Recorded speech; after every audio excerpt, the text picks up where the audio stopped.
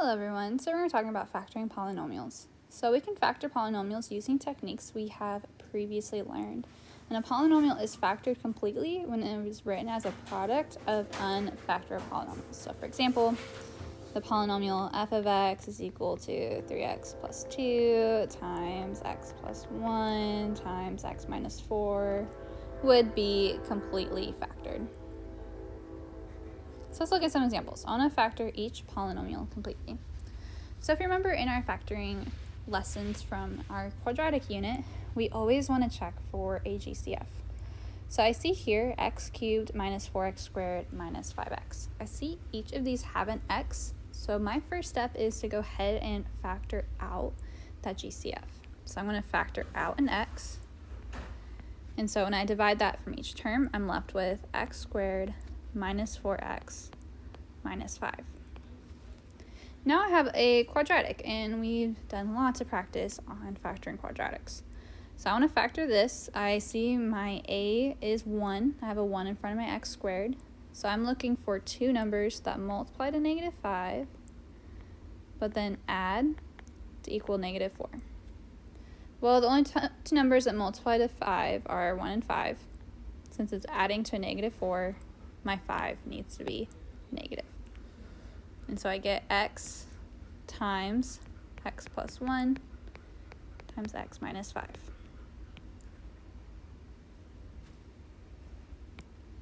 Okay, looking at this next one, I have 3y to the 5th power minus 48y cubed.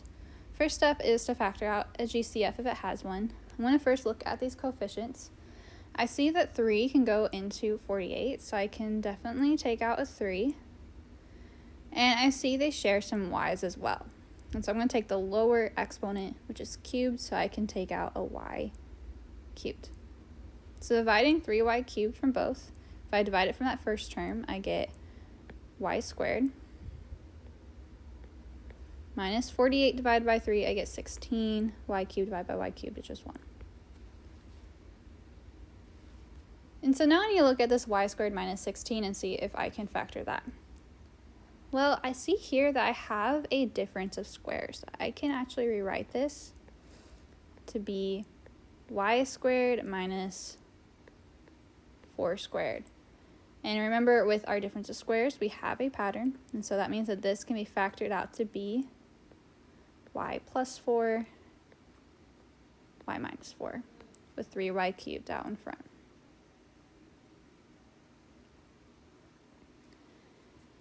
Okay, looking at this next one, I have 5z to the 4th plus 30z cubed plus 45z squared.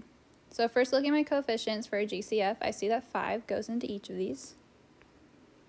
And then I see they all share a z squared. And so dividing 5z squared from all of these terms, I end up with z squared plus 6z plus 9.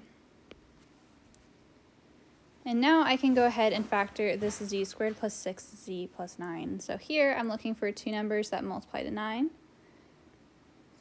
but then add to equal 6. Well, 1 times 9 equals 9, and 3 times 3 equals 9. And I see the two that add a 6 is going to be 3 and 3. So that means that this is going to be equal to 5z squared times z plus 3 times z plus 3. Another way you could write that is 5z squared z plus 3 squared. Either answer is okay. Okay, and then looking at this last one, I have z cubed plus 5z squared minus 4z minus 20. Here I have 4 terms, and so we learned that when there's 4 terms, we can try factoring this by grouping. So I'm going to take these first 2 terms and factor out the GCF. So z cubed plus 5z squared. I see the GCF is z squared. And when I factor that out, I'm left with z plus 5. For negative 4z minus 20, I want z to be positive, so I'm going to take out a negative GCF. And I see that 4 can go into 20, so I'm going to take out a negative 4, and I'm left with z plus 5. Here I know that I'm on the right track because they both have that same binomial, so I'm going to now factor out that binomial.